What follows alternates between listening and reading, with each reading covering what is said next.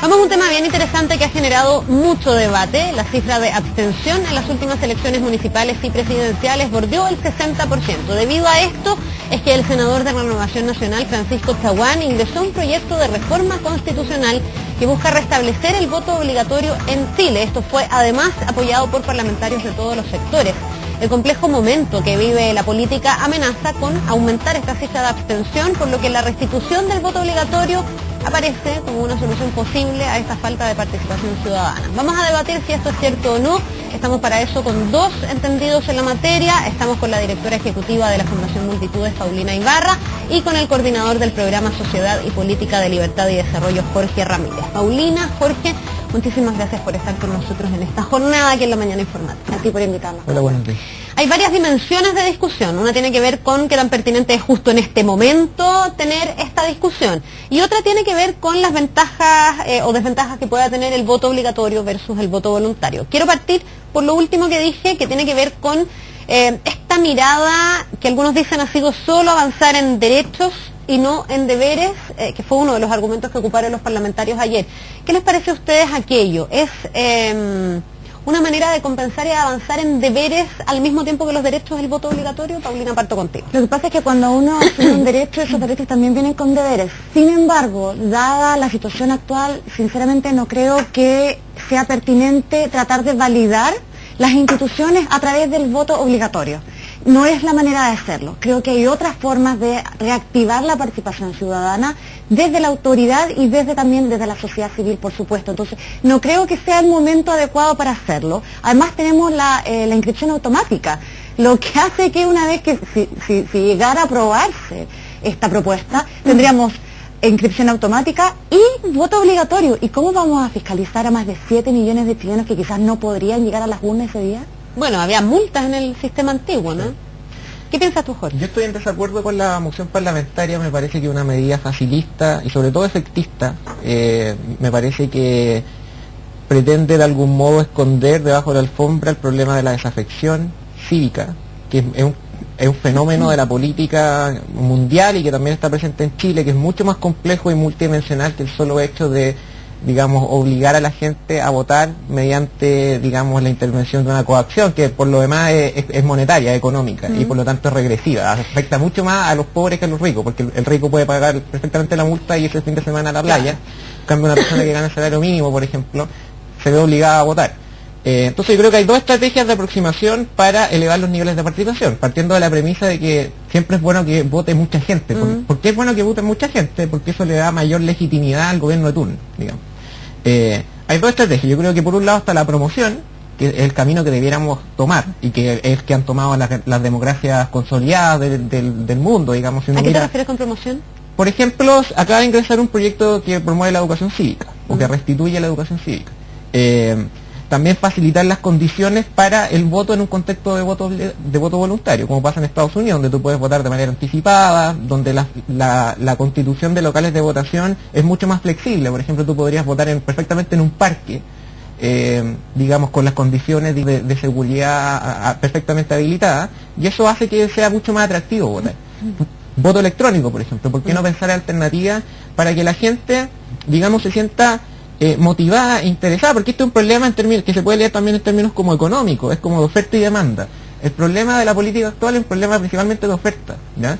Porque en el fondo la demanda, que en este caso son los ciudadanos, sienten de que la oferta es muy pobre y por lo tanto por eso no hay ningún candidato que haya sido capaz de leer la nueva lógica del voto voluntario. Este tema me interesa particularmente, que tiene que ver con por qué finalmente, más allá de cuál sea el mecanismo de votación, por qué la gente se siente o no motivada a votar y por qué tuvimos en la última elección el nivel de abstención que tuvimos, cuando tuvimos además un aumento en el padrón importante, se le dio la posibilidad de votar a mucha más gente, pero por qué la gente no se movilizó. Carla, yo creo que, y un poco hablando de la experiencia en Estados Unidos, de lo que sucede allá, además de la absentividad, que es lo que te ayuda a votar o lo que te permite votar sin estar presente, creo que hay un desencanto generalizado con relación a la política, ¿no? En Estados Unidos, me acuerdo en la elección del año 2008 del presidente Obama, 62% de los jóvenes salieron a votar. Y no era, ahí nuevamente, uno se inscribe, el voto es voluntario, se va a votar, etcétera, pero ahí había realmente una sensación de cambio, de querer llegar a un cambio. El otro día le preguntábamos a un experto que hablaba justamente sobre redes sociales y participación ciudadana, ¿cuál va a ser el Irak de Chile? ¿Será este el Irak de Chile el que nos impulse un poco a reactivar la participación desde las bases, desde la juventud? Y como habla Jorge, el tema de la promoción, yo creo que hay muchos otros elementos que pueden ayudar. Por ejemplo, sabemos que en un país como Chile, en donde, no sé, el 90%, más del 90% de la población gana 300.000 pesos, ir a votar un día domingo les significa, y si hay 3, 4 personas en esa familia, un monto de dinero bastante importante. Entonces hay países también, países desarrollados, en donde se ha ofrecido, por ejemplo, transporte gratuito ese día. Hay otras maneras de hacerlo, no es esta facilitar la forma. El voto en eso. Absolutamente, y nuevamente buscar alternativas de participación que no sean solamente ir a votar ese día, y de validación para las instituciones que no sea el voto. Ahora, uno se pregunta, tú hablabas de la palabra sustentabilidad o de legitimidad que puede tener un gobierno, digamos, con un voto que sea contundente y una cantidad de gente que respalde ese proyecto político. Yo me pregunto si no tiene que ver con eso la crisis de las reformas hoy día, perdón, cuando uno ve que las reformas están teniendo cada día más oposición o más rechazo en las encuestas, y uno ve el nivel de abstención que hubo en la última elección y uno dice, a lo mejor el programa de gobierno de este gobierno no tuvo suficiente sustentabilidad o legitimidad porque finalmente fue poca la gente que votó si uno ve el universo completo.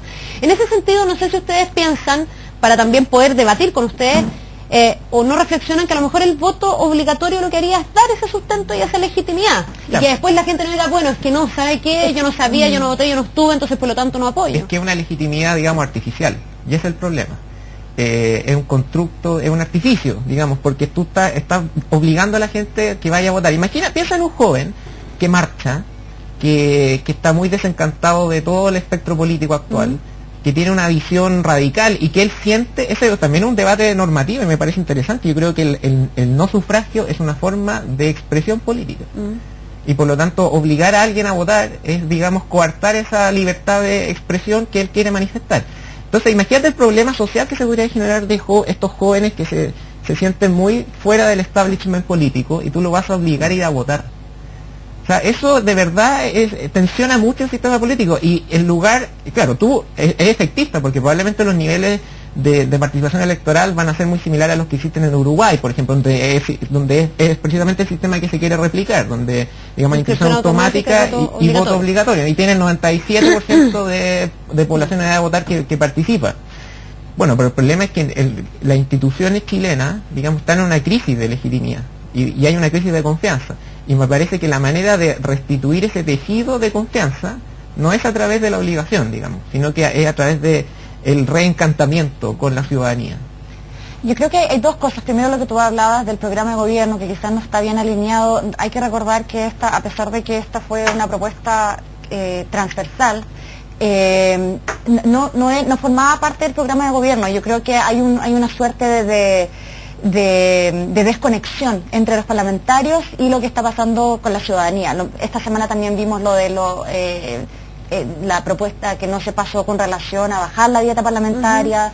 Hay un montón de cosas que están pero yo me refiero a la posibilidad de llevar adelante reformas como la reforma de la educación, la reforma tributaria, y que son esas reformas las mismas que hoy día la gente en las encuestas desaprueba más que aprueba. Entonces uno se pregunta por qué, si en el fondo este gobierno ganó con estas reglas del juego, a lo mejor la diferencia está en que hubo mucha gente que hoy día en las encuestas dice estar en contra, que no votó. Justamente. Y como dice Jorge, también es una manera de expresarse. Ahora, yo creo que en general la ciudadanía, los chilenos, no nos sentimos parte de una comunidad. Y al no sentirnos parte de esa comunidad, no nos importa lo que pase el otro, pero sí estamos súper preparados para decir, eso no nos gusta. Hay múltiples mecanismos de participación ciudadana hoy en Chile, y la gente, la ciudadanía, no los utiliza. Desde la Junta de Vecinos hasta la participación en comisiones de trabajo, justamente para la reforma educacional, la reforma de salud, la reforma laboral, la reforma tributaria, y no la estamos utilizando. Entonces, no podemos obligar a participar, pero sí creemos que tiene que volver a ser tiene que haber una nueva suerte de reencantamiento con relación al aporte que nosotros como ciudadanos podemos hacer al país. Ahora, tú recién decías, una manifestación ciudadana también puede ser el no votar. Esta tan así, porque yo me pregunto si quedarse al margen de un proceso eleccionario es realmente una buena alternativa o una alternativa óptima para los países cuando después podemos tener crisis de legitimidad y cuando en el fondo tú podrías también tratar de, es que obligar suena muy fea la palabra, pero presionar más a que la gente se informe y a que la gente tenga que ser partícipe, porque después es la misma gente que no vota la que reclama una serie de cosas cuando se ha mantenido al margen. Entonces tú dices, bueno, si tú no estás ocupando esta posibilidad de incidir, entonces ahora no ley, ahora no salgas a marchar o no estés en contra, porque Carla, esto ya se discutió, se debatió y finalmente otras personas, porque tú te abstuviste, que hicieron esto. No sé si me expliqué. Sí, pero perdona una cosa. Por eso pregunto si es tan legítimo el quedarse al margen. Pero estamos partiendo de la base que la ciudadanía es apática y que no quiere participar. Eso es lo que estás poniendo en la mesa, que un poco, bueno, no les interesa participar. Y yo creo que no es así. Yo creo que hay un tema de cómo comunicamos esa participación, de cómo tratamos de involucrar a la ciudadanía, a los jóvenes, como una forma alternativa de Pero participación. no es apático quedarse fuera. Es que hay alternativas. Por ejemplo, en el estudio de la Auditoría de la Democracia de Marcela Ríos se indica que las formas alternativas de participación ciudadana aumentaron en un 26%. Y una de esas formas es justamente salir a la calle y protestar.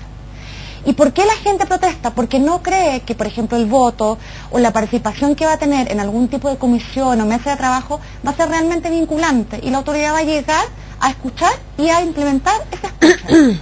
Entonces se buscan alternativas, pero no podemos partir de la base de que la ciudadanía es apática y no le interesa. Yo creo que hay un tema de cómo comunicamos lo que queremos hacer, de cómo involucramos a la ciudadanía, y yo creo que ahí es donde está el problema. No lo estamos haciendo. Algo me bien. querías decir.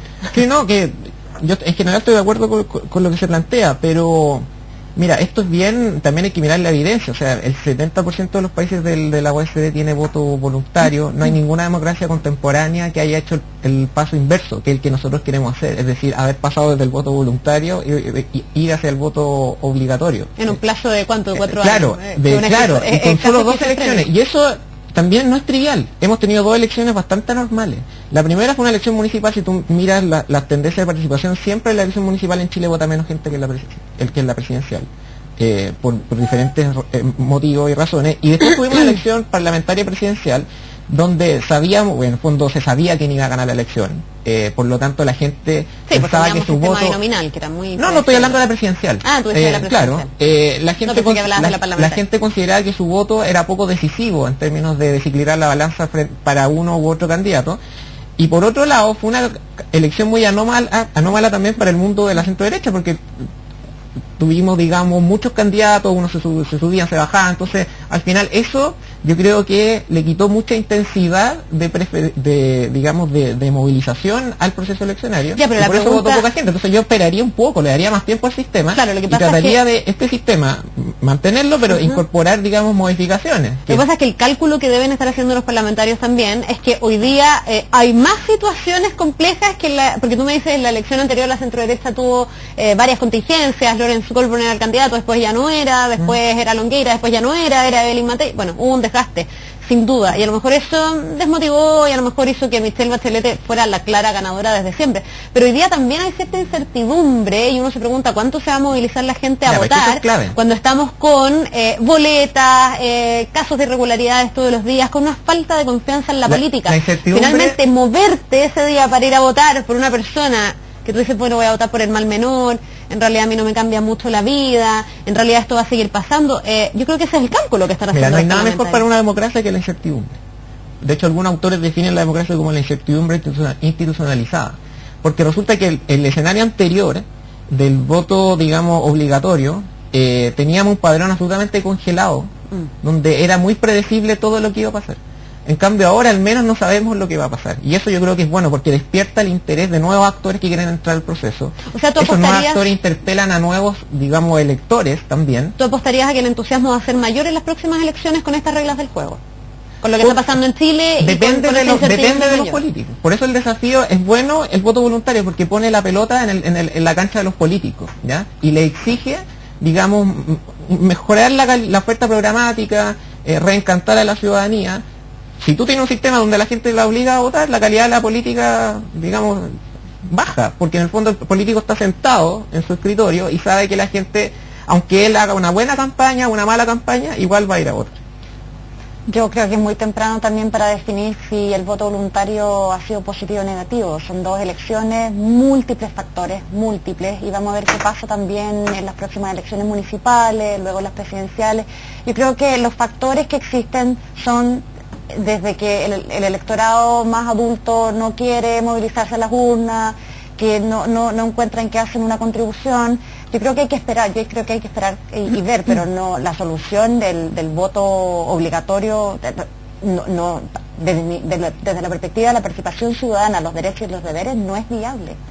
Para ir finalizando, yo hablaba ayer con otro experto que me decía el voto obligatorio en las condiciones en las que estamos sería propicio para poder tener, por ejemplo, un líder de carácter populista en el próximo gobierno. Hay muchos que hablan de que Chile está hoy día al borde del populismo, de que aquí podría irrumpir, no sé, Leonardo Farcas o, no sé, o alguien más outsider, digamos, que pudiera tener más fuerza. Desde ese punto de vista, ¿qué favorece más a una candidatura populista? ¿El voto obligatorio o el voto voluntario? ¿Cuál era la teoría de este experto, que es un experto electoral también? Me decía, bueno, si obligamos a la gente a votar, mucha gente por castigo podría votar por ese populista.